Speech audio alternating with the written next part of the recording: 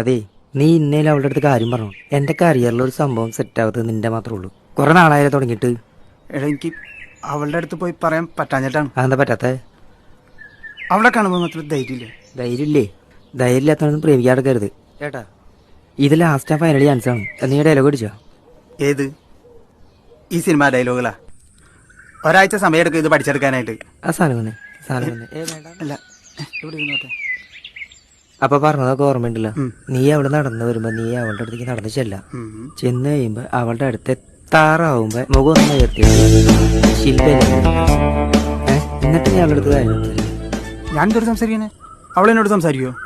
നിന്റെ പെങ്ങളുടെ കൂട്ടുകാരി എന്നല്ല പറഞ്ഞേ.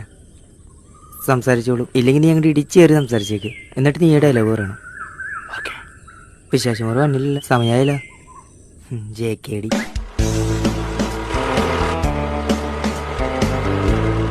ഇനിയിപ്പോ എന്ത് ചെയ്യും?